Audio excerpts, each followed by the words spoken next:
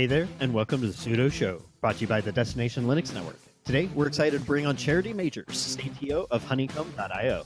We discuss application observability, engineering culture, and the future of IT operations. All that and more on the Sudo Show.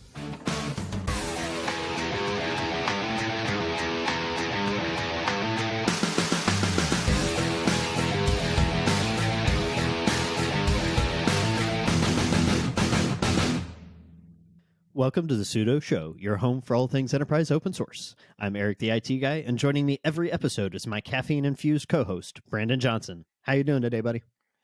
Doing great. I think I'm on coffee number 5, so lots of fun. Oh, it's a light day today. Oh, no, that's a heavy day. Gosh.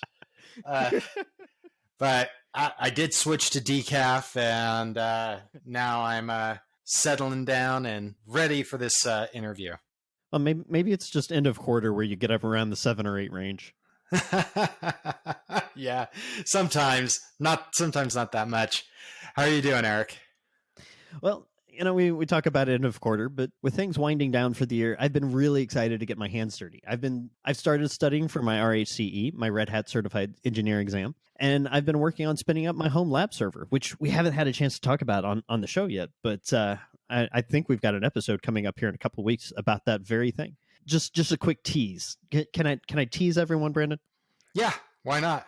I got some new equipment coming myself. So I've got my home production services, air quotes, running in Podman containers, and my workshops and tinkering, anything like non-production, I have running in virtual machines, and I've got it all tied together using Ansible. So you mentioned you had some new toys on the way. How's your network redesign going? Oh, it's going well. New hardware, a little bit of new networking equipment, some 10 gig, just making it all work together right now. Going to be doing an OpenShift cluster, which will ultimately replace my Overt cluster for all my demos and my home automation and file syncing workloads will all be running on OpenShift now. Oh, that's awesome. Yeah, I've got plans for an OpenShift cluster, and we'll just see how crazy I get, because Satellite and Ansible Tower are already in place, or at least almost.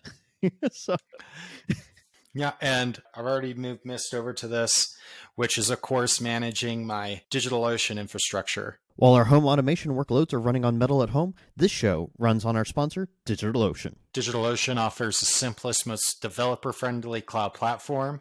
You can get started on DigitalOcean for free with a $100 credit by going to do.co/DLN.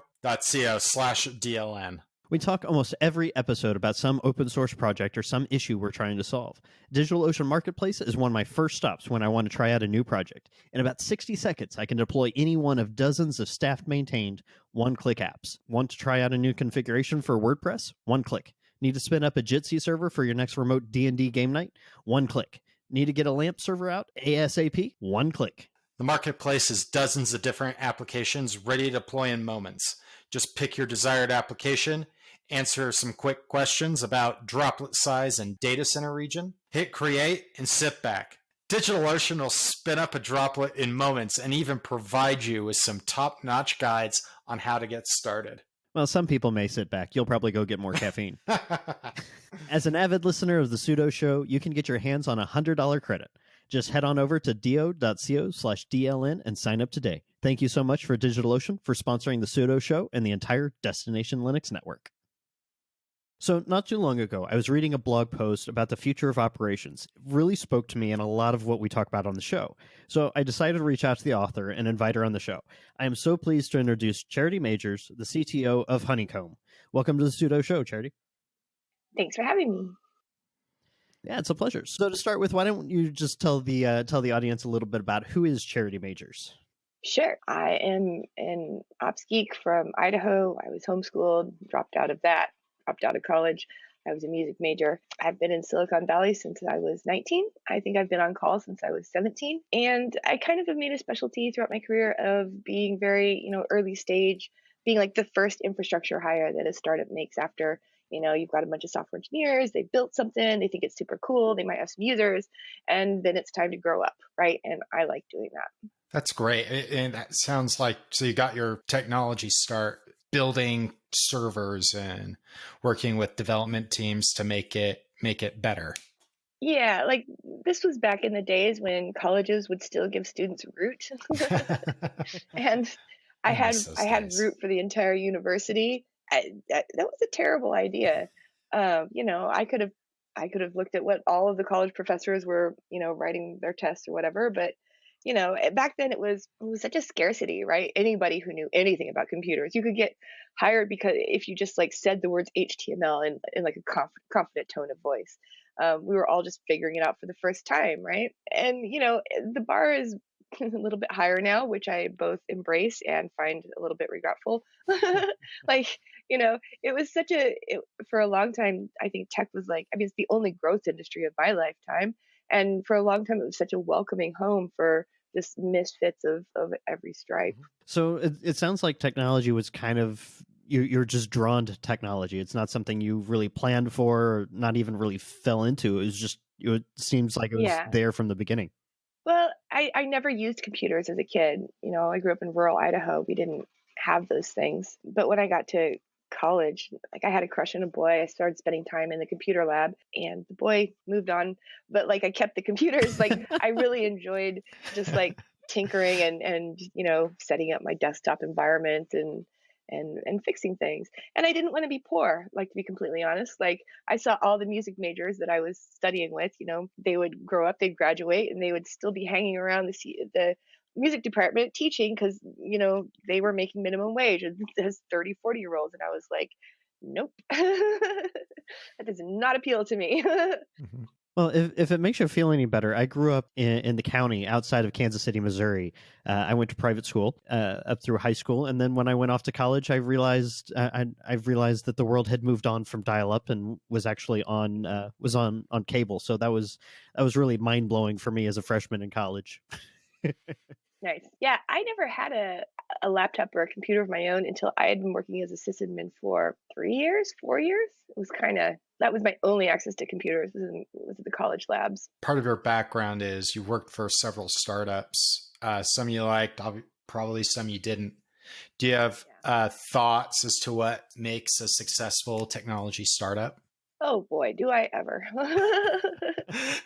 I think you might have some insight into this, especially I now. do have many thoughts. I will like preface this with the caveat that I have not picked winners. Like every time that I've been like, well, that's a dumb idea, that company has gone public, right? Like with Google, Facebook. I was offered the first SRE job at Uber, and I was like, that's a dumb idea. Back when it was Uber cab, like so. Just take it for what it will. I don't claim to have any insight into design or product, that sort of thing. But I do think like at baseline, obviously you have to have something that people love. I would so much rather work on a product that is where it's sort of a bimodal distribution where some people really hate it and some people really love it. I would really rather work on a product like that inspires great passion in either direction than something that people are just like, meh, sure. Right? Like you have to have something that people want to give you money for. I'm not a fan of the endless VC injection model. I think that just it makes swindlers happy and no one else. But like once you have a product that people love, then I think that in tech we look for reasons to say no to people when we're interviewing and hiring, and I think that's really unfortunate. I think that you need to hire people for their strengths, not for their lack of weaknesses. And I really, and maybe this is because I started early on and so many people took a risk on me. Like I think that you have to, there's this mindset of wanting to be really perfectly sure about the person, which I think leads us to making these very conservative hiring choices. And I think we should be much more willing to take risks on people. It's always a risk. It is always a risk. No matter how sure you are, you're still taking a risk on each other, just like they're taking a risk on you, right? And I think that I'd rather us open the door a bit wider and accept possibly having to have a higher rate of turnover. Maybe, I don't think that's necessarily true, but you have to accept the possibility of it, than just like keeping that door like very tight and that opening very small in the beginning. I think that like some of the most exceptional people that I've ever worked with look terrible on paper, but we took risks on them. I think that breeds a lot of loyalty too. Like if you have a company that's going to survive, hopefully it's because the people that are there, they love it. and they want to put a lot of themselves into it. One of the best ways that you can engender that kind of loyalty is to just like invest in people first. I can very much relate to that, because one of the biggest risks a manager ever took on me was when I made the shift from being generalist server administrator to going Linux full time. So like you said, on paper, I looked like a horrible choice. I didn't have any full-time experience with Linux at that particular time. I'd spent some time tinkering with it. So the other server administrators were like, yeah, we've got 1,000 Windows servers and 6 Linux servers. So I always volunteered to take care of the 6 along with the other with the Windows server. So on paper, I was a terrible choice. I had no certifications. I'd taken one class, which by the way, I aced on Linux. But I mean, that was really my start into Linux and open source. And if I ever run into that manager again, I'd really just give him a hug and say, you changed the trajectory of my life. Because without him saying, this guy looks terrible on paper, but he's got the drive, he's got the energy, we should take a chance on him, I wouldn't have moved into full-time Linux, and I wouldn't end up where I was today, where I started on Red Hat Enterprise Linux 5, and here I am talking to customers every day about the advantages of RHEL 8. So I can totally relate to what you're saying, and it is a shame that our hiring process is so conservative. Yeah. Well, one of the things I'm starting to see a shift in, even people think of IBM and they think suits, and if you don't have a college degree, get out. But the former CTO, Ginny Rometty, is always saying, look for the skills, not for the degrees. I think that's more important than ever. What's your thoughts on that? I mean, like I lived in Silicon Valley for a year, and it seems like, especially like at the Googles, if you don't have a doctorate, like get out. But what's your thoughts on that?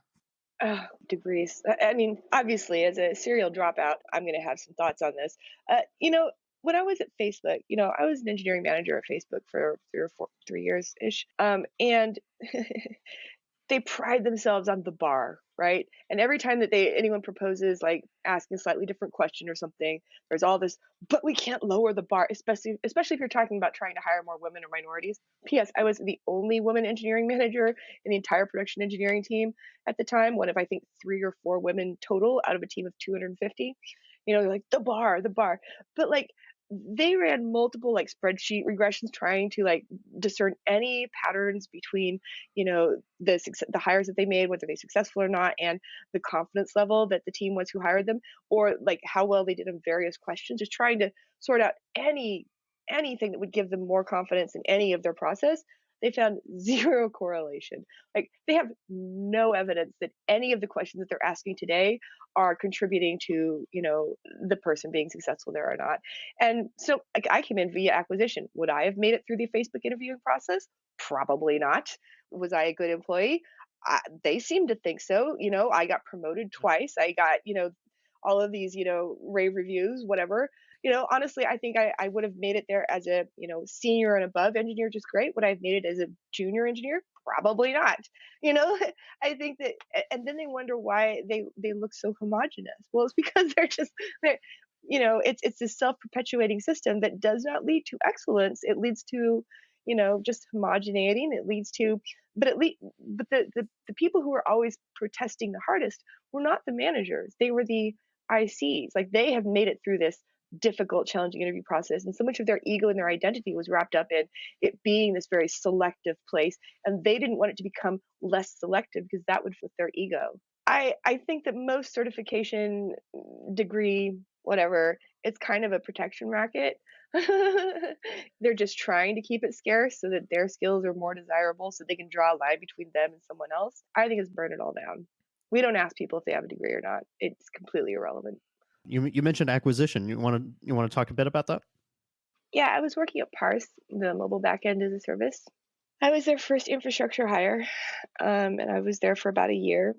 When I think I was speaking at ChefConf, and they called me back to the office for an all hands, first ever all hands. We'd never had one before, and I was like, "What's going on?" And they announced, guess what? We've been acquired by Facebook. And they had like champagne and cake and everything. And the room fell dead silent. I think a couple people started crying. And they had these like Facebook execs there who were just like, ta-da! And everybody was just like, what? Like it was in retrospect, now it's been years, it's very funny. At the time it was a little traumatic. Like that wasn't what I signed up for. If I wanted to go to Facebook, I would have interviewed at Facebook. I wanted to work at a small startup in San Francisco. But, whatever. I was there from about 2013, 2014 to 2016. They bought us because at the time, Facebook platform was having this crisis. They're like, developers hate us. What can we do to make developers love us? Some PM and the platform team told Zuck they had like two choices. Like there were two startups that developers loved. There was Docker and Parse, and they should buy one of them. And like that was the entire mission, right? So they bought Parse. They sat us next to the platform team, and we were supposed to like help the platform team figure out how to make developers not hate them. And we're like, great, this is easy. Stop making breaking changes to your APIs. And they're like, well, we're not going to do that. And we're like, well, we've got nothing else for you. We bounced around internally for about 2 years, and then I left, and then they shut the doors on Parse, which was really sad. It was a good product. It's too bad. Acquisitions are terrible. Yeah, they can be. They can be. I know of about 2 that I would call successes. I think Salesforce did a good job with Heroku. And there's one other that I'm blanking on that I filed away as this was done well. And I think it was also done by Salesforce. And I think the thing here is that Salesforce isn't trying to be cool. They know they're not cool. They know that they are deeply uncool. And when they acquire someone, they know that the only value they have to that company is money, right? So they keep them kind of at arm's length, and they do it gently. They do it slowly. And over the course of the next couple of years, the original startup kids all leave. They're replaced by other people who are attracted to the more solidity, the long-terminess, the enterprisiness of the new, and so it's very natural. And 2 or 3 years later, they've got much closer like alignment with the mothership, and the people who are upset about it are gone, right? And the people who are happy about it are there, and then they can like build something together. But like Salesforce knows they aren't cool, and so they don't try and ram it down anyone's throat. They know what they're doing, and I respect that. I'd probably say another good one so far has been Microsoft, and actually their 2 largest known acquisitions, LinkedIn and GitHub. I feel like they've done a very good job with that. Yeah. Oh yeah, they did all right with both of those. Same thing. They let them retain their arm's length identity, their own building, their own, hiring pipelines. Like they're not trying to like shove them together or smush them together artificially. Like those are acquisitions that are also well done, I would agree. So far, that's what's happened between Red Hat and IBM, but I'll knock on wood there. Great. So, moving on, I want to talk about your new company. I think that this is an interesting space to be in. I mean, you saw a problem that needed to be solved. So, what prompted you to create Honeycomb? Yeah. So around the time that Parse got acquired, I think we had 60,000 mobile apps on Parse, and we were going down like every day. And I was in charge of making us not go down every day, right? And I was like, my hair was on fire, and I couldn't stop it. Like, the problem was basically that our API had a fixed pool of worker nodes, right? To which every API request would come. It was written in Ruby on Rails, so we were able to develop it really quickly and get it out the door, but it didn't have threads or anything like that, right? So, and then behind it, we had a database in the beginning, and then it grew to be many databases. And these are all shared, right? Shared pools. So like anytime that any one of the backing services or databases started to get a little bit slower, within seconds, all of those worker nodes in the pool would fill up with requests that are in progress waiting to something on the back end timeout. And so everyone would go down, right? And I tried everything. I tried every tool out there. Like with monitoring tools, it was like I could tell that something was wrong. I could tell there was a spike. Cool. But I couldn't tell what it was, right? With logs, it's like if I thought to log the right thing and then I remember to go look for it, maybe I could find it. But that only works if you know what to look for and you've logged it, right? And these were all like, these weren't known unknown problems. They were unknown unknowns, because every time it would be a different app. Every time it would be a different app that's like hitting the iTunes charts, or like, there's just a lot of like chaos. Like it could be an app that didn't exist yesterday that today is like taking us down. And this was a hard problem. The first like glimmer of light that I got was when we started using this tool at Facebook called Scuba, which is this butt ugly, like aggressively hostile to users, but like it lets you do one thing really well, which is slice and dice on high cardinality dimensions in near real time.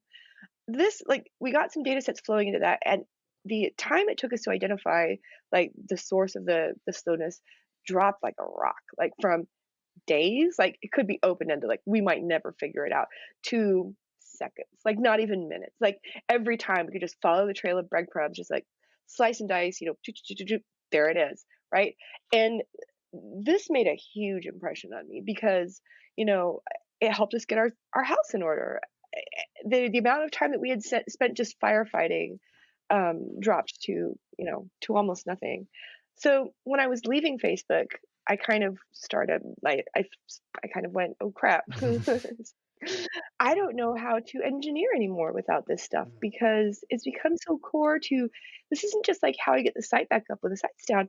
These are my five senses for production. This is how I know what's going on. This is how this is how I live and breathe this stuff, right? This is how I decide what to work on.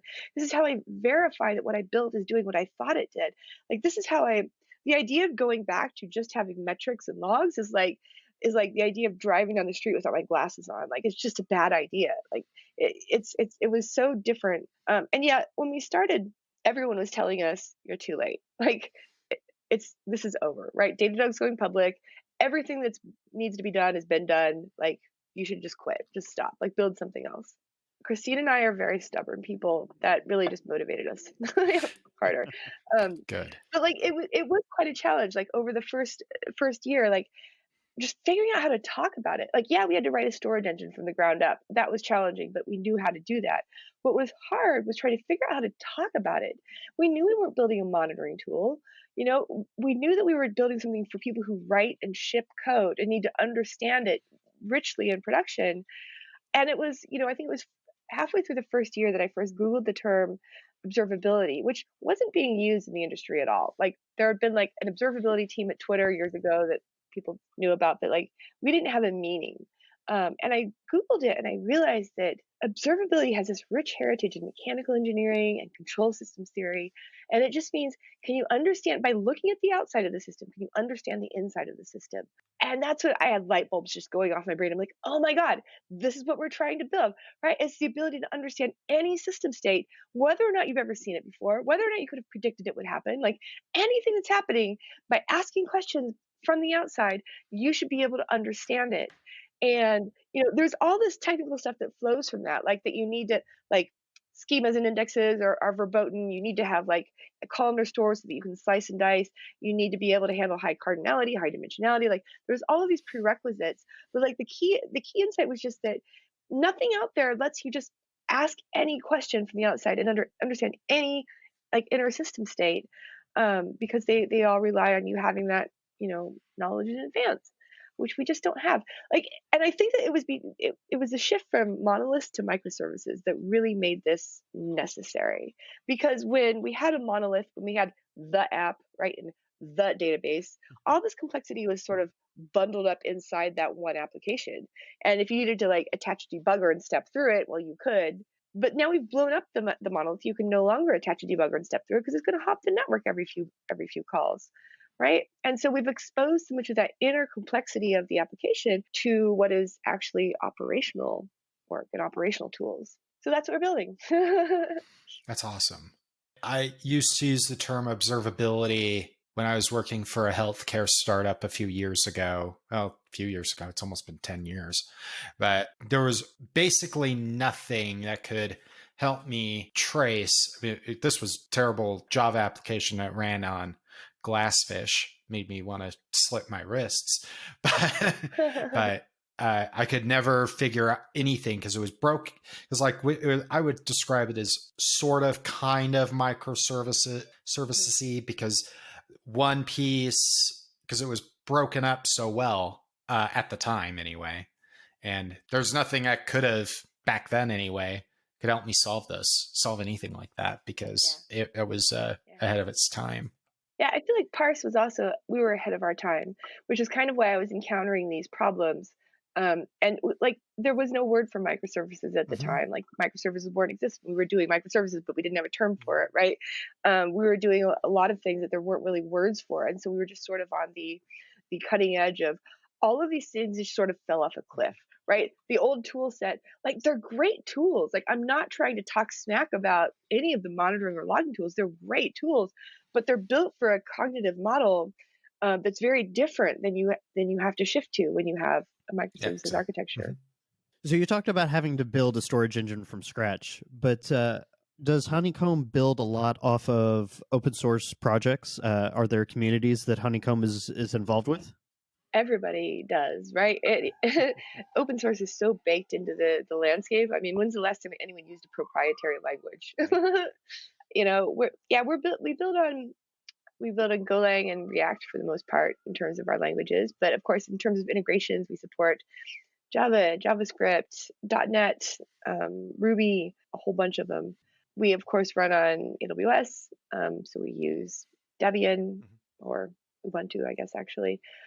All of our integrations are open sourced, and we've just made the decision to double down on the OTel Open Telemetry project. Like that's going to be, I believe that that's the future of telemetry when it comes to client side stuff, because every company that's in the business has had to hire, like a third of their engineering resources have gone towards just building integrations for everything under the sun, and it's this long tail that is just like exhausting and like all of that stuff. Wouldn't it be great if you could just like instrument your code once and then you had the ability to try out any of these vendors?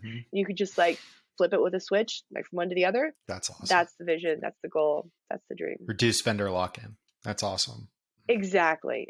There's so much friction between, because if you spent years like carefully tuning and curating, all of your instrumentation to work with one vendor, then no matter how out of date it is and no matter how much it isn't really fitting your needs, you're not going to redo that work. Like you're just not.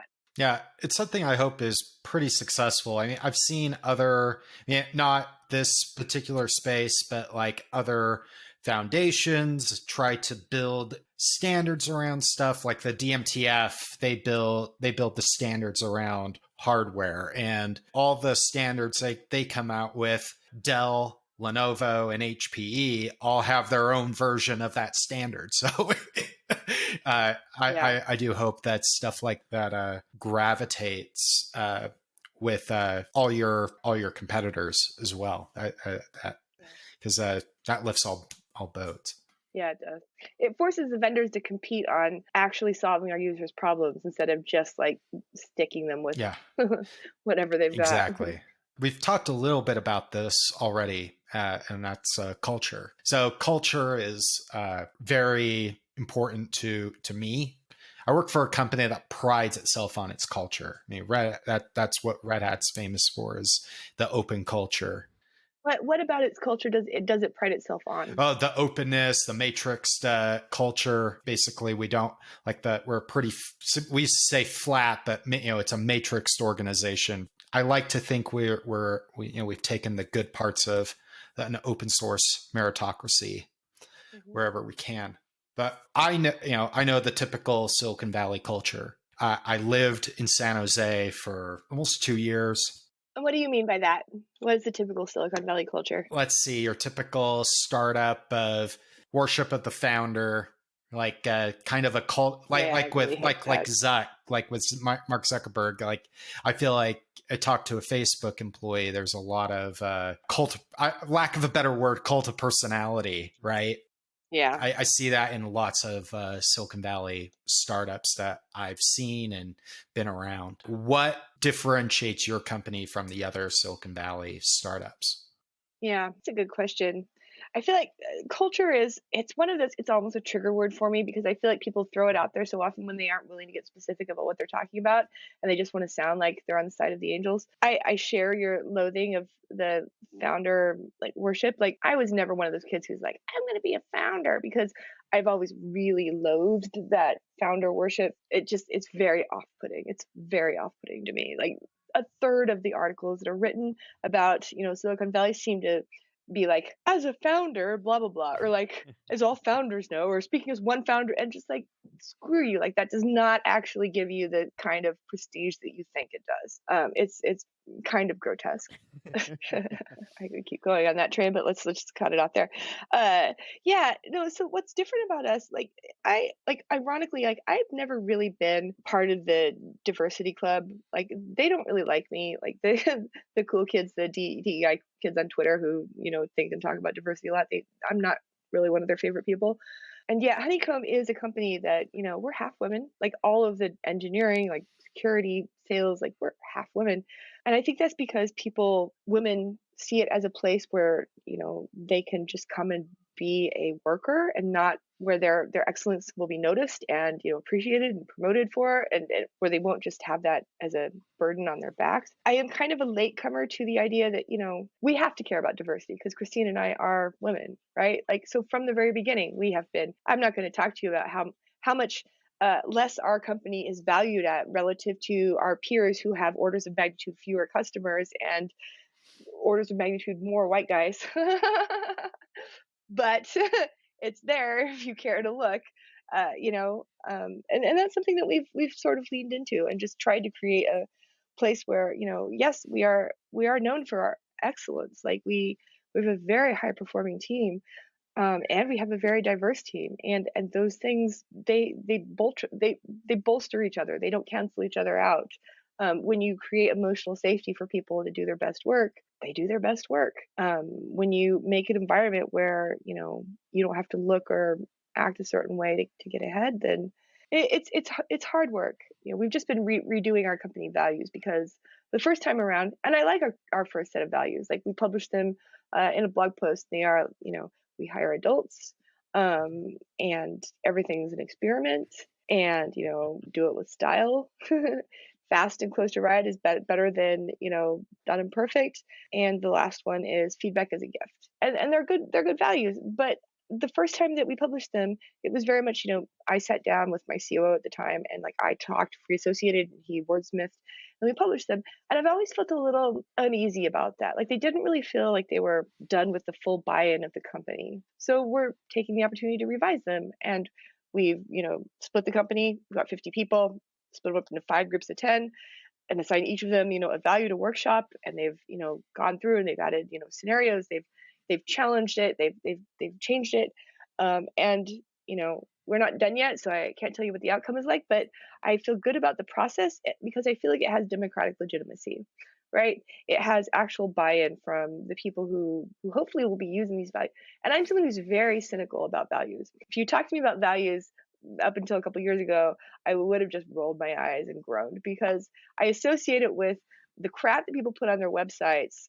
Like, we hire the best, we are ethical, we have values, work long hours. You just want to groan because we have values, and they're the best values, and they just sound like, if they apply to every company, then they're meaningless, right? If there's something that every company should have, then they're meaningless.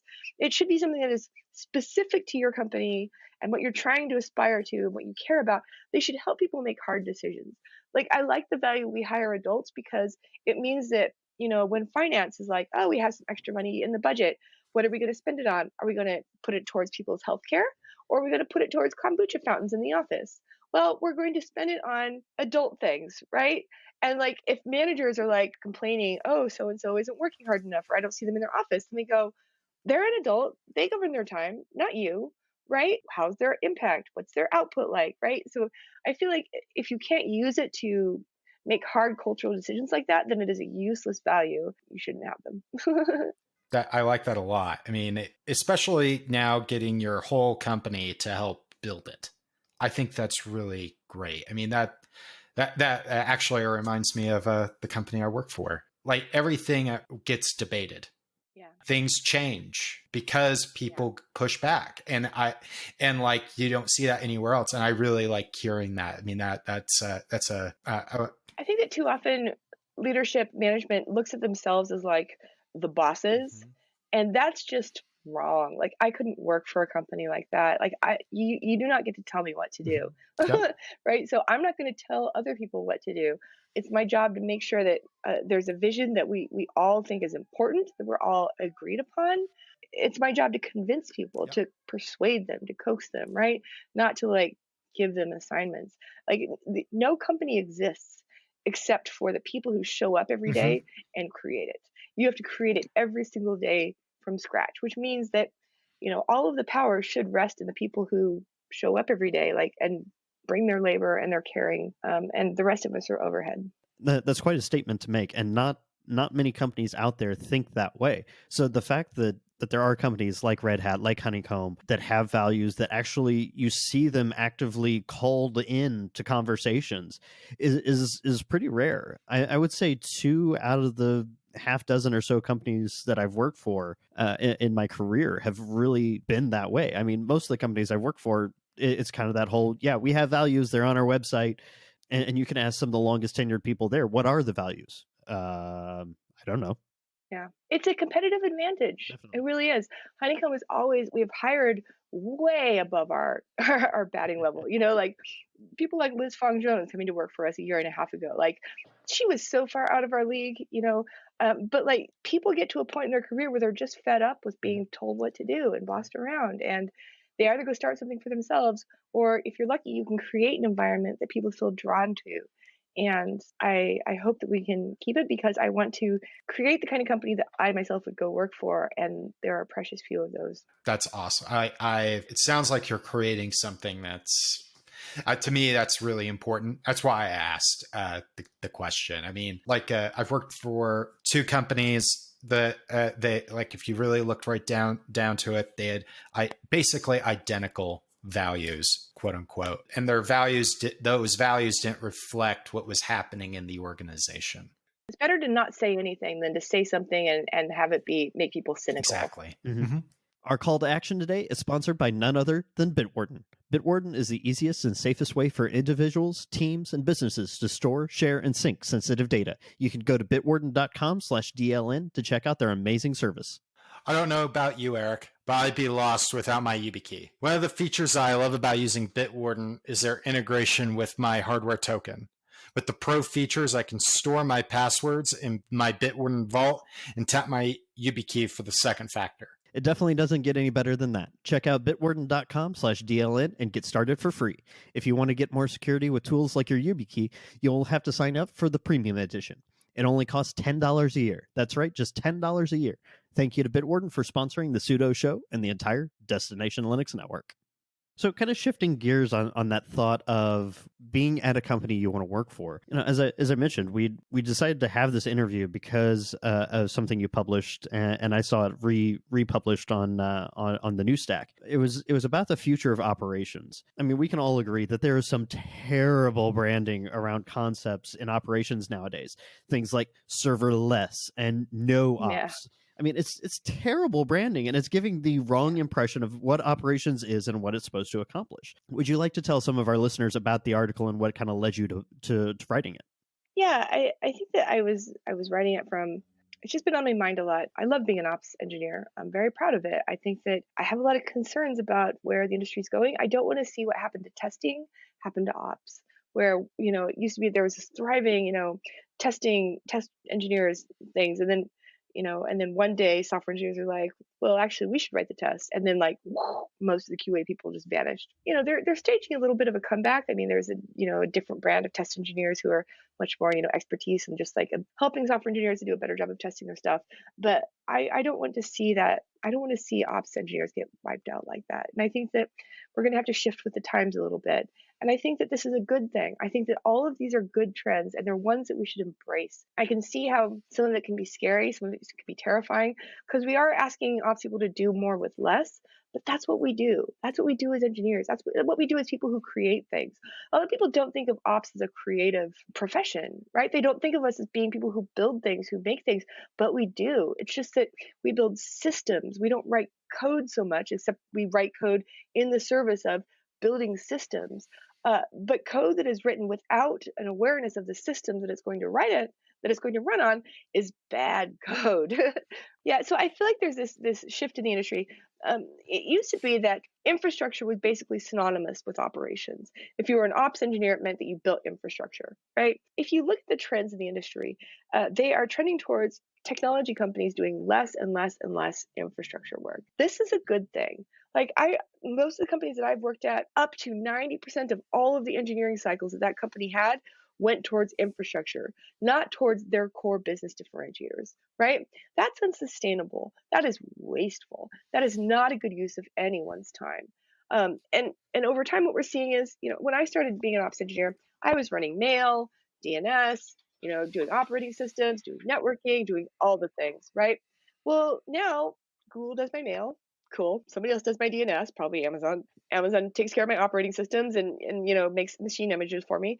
All of these things that I used to do are being replaced by somebody who's doing it better, more efficiently, more cheaply than I was.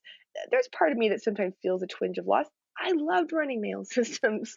I loved training my spam assassin and my clam. You're like the only person I've ever talked to that liked running mail. I did. I loved running mail, and I was actually the software engineer who added the first spam filters to Qmail way back in the day. I loved mail. I still there's nothing better than grepping your mail spool. Like there's no search that even compares to being as awesome as grep for your mail spool. I will die on that hill. Boy. It doesn't mean that I still want to run mail at work, right? I have now slowly come around to the position that there are better things I could be doing with my time and energy, right? I'm moving up the stack. I'm doing more with less because when's the last time that I got paged in the middle of the night to go down to the colo and flip the power switch on the MySQL primary? Thank God I don't have to do that anymore. Thank God Amazon does that for me. And I can just use their APIs to flip the switch for me, right? This is better for me and my health. It's better for everyone, right? And so I think that we're going to continue to see this squeezing out of infrastructure because every tech company should be in the business of trying to do as little infrastructure as possible so that they can spend as much of their core engineering cycles as they can on their core business differentiators, right? That's what they're paying them for. That's what moves the business forward. It's a good trend for everyone. So for the perspective of us ops engineers, I think this means that we need to look at this as a fork in the road, right? Either we take the fork, either we double down on infrastructure, in which case, God bless. This stuff still has to get built and run, right? It's going to be built and run by people who are solving the category problems, right? Whether it's like PagerDuty, solving paging, right? Category problem for the world, great, right? Or if it's like, a Honeycomb or a Grafana or somebody who's doing the observability stuff, right? We're solving this as a category problem for the world, great. Right? Someone will give us money and then they can use, their engineers on something that is core to their business model.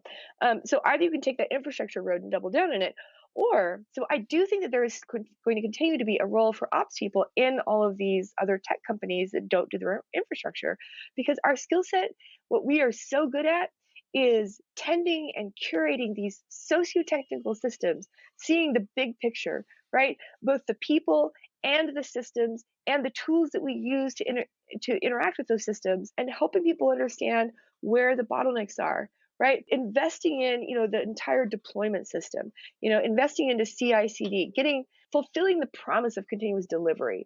It's like we got to CI and then we stopped. Most companies do not do CD. They just say CI/CD and they're like, oh, we do it, but they don't. And there's a lot of win to be won there just by making it actually CD, right? All of this stuff, this deep bench of systems knowledge that we have lends itself so well to helping companies understand how to not do their own infrastructure as much as possible. And in the rare cases where they do need to, right, treating it like a surgical strike, right? This is a place where no one else can do this. We need to build this ourselves. I guarantee you it's going to be worth it. Or this glue here is necessary. We need to build it. Here's why. And then tending to that over time. So those are the two choices I see. You do infrastructure, or you become kind of the consultant to the software engineers, right? And you'll do some building, sure. Most software engineers do not have the ability to architect systems, and you do.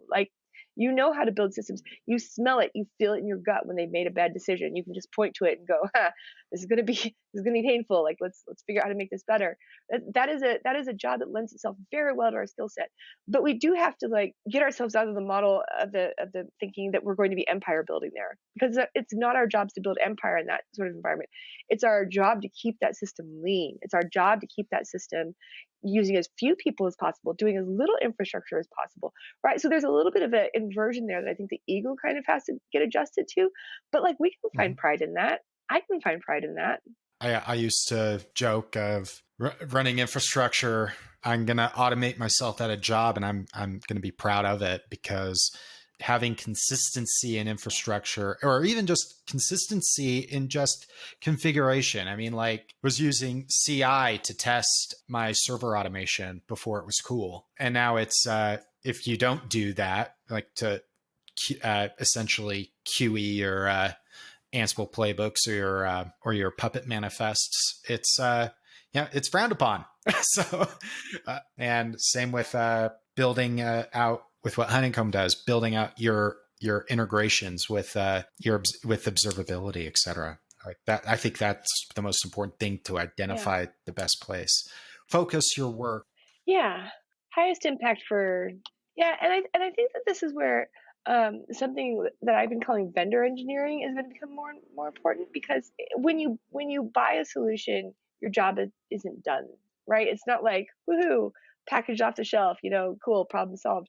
When you're dealing with software, there's this very critical integration point, right? Where you need to maybe write some helpers for your other teams internally. You need to write some libraries, some modules, build some test cases, document the use cases, write some examples, write a common thing so that people go from team to team.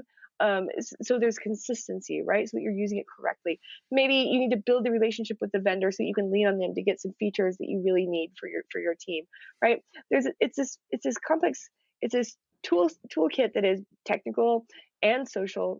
Social technical is like my favorite word now, right? But like it's a really powerful spot to sit. I think that like managers need to start rewarding that, like instead of like just promoting people who write new databases from scratch. Like the world does not need more databases, right? Promote people who use their skills to leverage others for the benefit of the business and the organization. Like that's a mental shift that goes along with this that I think is really important. Basically, it is okay to go buy an off-the-shelf database. It is okay. It's okay to go use an off-the-shelf automation system. Every time you have to write new code, you should view that as a personal failure, because code is debt. As soon as you've written it, it's something that has to be maintained. It is legacy debt. So you should be sure that it is worth it before you do. And this is where I've always loved some of the best engineers, best software engineers that I've ever known have come from ops. Because I think that we carry with us this attitude of, yes, I can write code, but I don't want to. I'm only going to do it if it's really necessary, right? Whereas a lot of software engineers are just like, wee, software, code, code, code, code, code. And then somebody's got to come along and sweep it all up, right? I appreciate the scarcity mindset because I think it leads to more maintainable systems. That it does, absolutely, it does.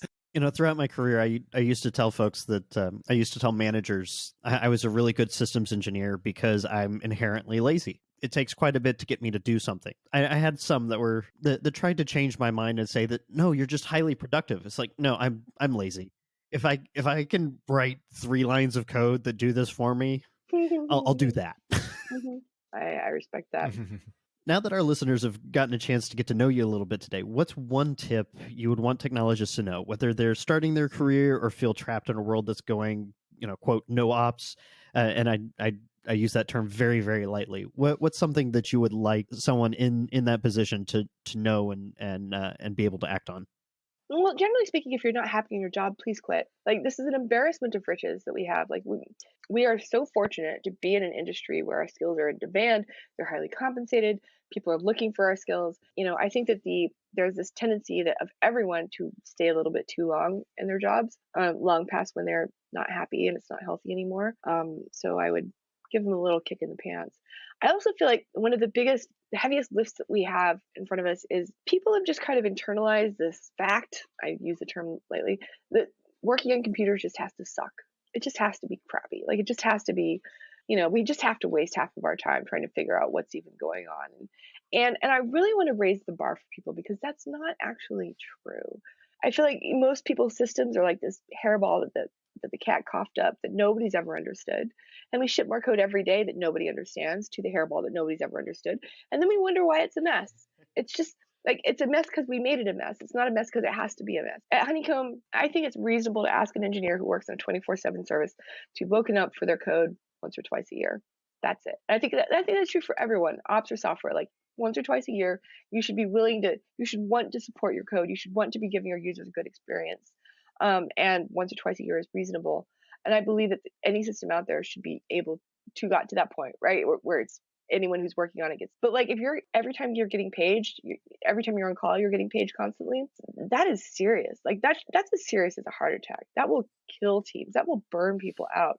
If you're not being given the time for, if engineers are being forced to work on the product feature, and not actually build the systems to a point where they're conducive with human flourishing, that's a problem. That is a real problem. If you can change their mind, you should. If not, you should leave, because that's not right. Yeah, I feel like you and I have known each other for a while, because what you just said is exactly what got me out of operations and into a sales role. The last systems administrator position I had, the culture was so combative. There was not just a wall built between dev and ops, but I mean there was mounted weapons on that wall, and trying to get anything done was awful. Yeah, sure, my on-call rotation was only 1 week out of every 10. But I dreaded that week. It was miserable. You're just on one call after another. And as the operations guy, it's like, I don't know what the app is trying to do. I've got the console right here, but this doesn't mean anything to me, because I'm the OS guy. If our colo goes down, I know who to call and say, hey, would you walk down to our rack and kick the server in the face? Well, that's the other thing. Nobody should ever get an alert that they don't know what to do about, right, and aren't empowered to do it. This is why I think we've had this big sea change over the past 5 years, where before that it was like software engineers on call, like that was just a shocker to everyone. Like nobody was in favor of it. This was horrifying.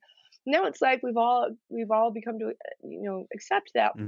Actually, this is the only way to build better systems, is to have that tight feedback loop where the people who know how to fix it are the ones who are getting paged. They're the ones who know how to fix it, and they're empowered to fix it, and they can fix it quickly. Ops has a well-deserved reputation for masochism. I will totally cop to that. But like, this is not about just trying to like make software engineers join us there. This is about legitimately, this is the only way that we make it better, so that nobody has to go through that. Yeah, what that healthcare startup I referred to, like I was the ops guy, but the developers knew that if there was any problem that with a release, they owned the pieces, not me, because it's their code that took down production. Again, ahead of its time, but I always said, if I ever ran my own operations organization, that's what I would insist on, is that the operations team shouldn't be the only ones woken up at 2 a.m. because unless it's their screw up, because an ops config problem, right? This is like, for a long time it wasn't possible to differentiate or disambiguate between the two.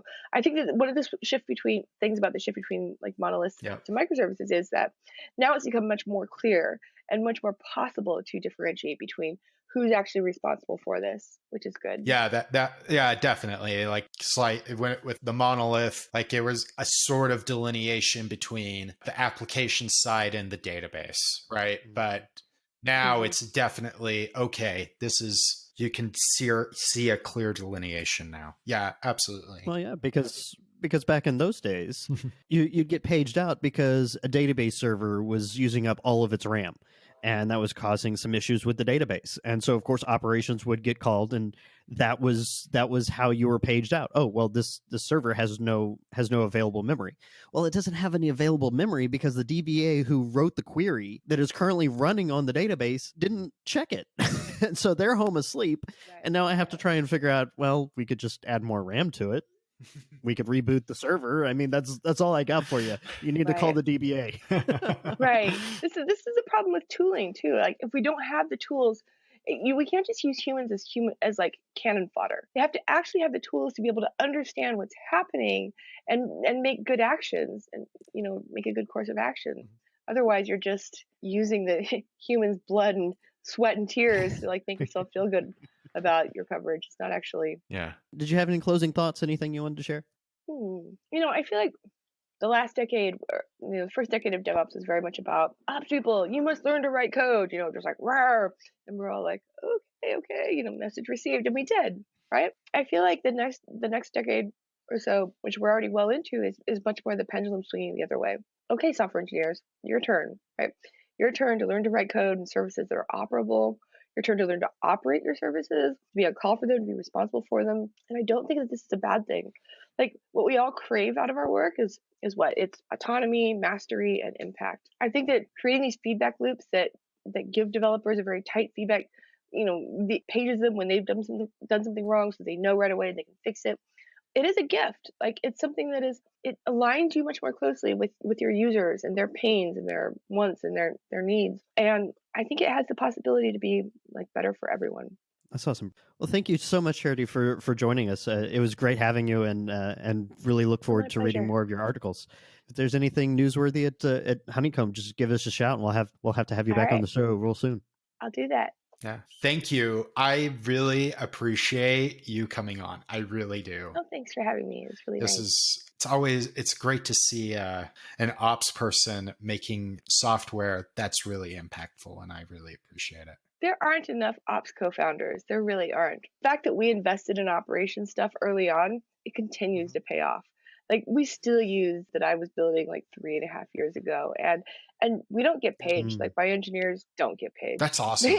We have this fast growing platform, and it's completely compatible with even the front end engineers are in the on call rotation, and they can figure it out. They can solve things, and nobody gets woken up more than like once a year. That's amazing. That's awesome. That's awesome. So where's that kind of thinking when I was in operations? Thank you so much for joining us today. As always, your feedback is welcome. Head on over to sudo.show/discuss. If you'd like more of Brandon and I, you can find it over at sudo.show and on social media at Sudo Podcast. You can catch more awesome content over at our network partners, destinationlinux.network. The DLN website and the merch store have both received huge facelifts and now include new products for the network and our own Sudo Show mug. Brandon, anywhere else you'd like to send folks? You can follow me on Twitter at dbrandonjohnson or my website open-tech.net. And you can follow me at ITGuyEric or on itguyeric.com. Remember, the Sudo Show is your place for all things enterprise open source. Until next time.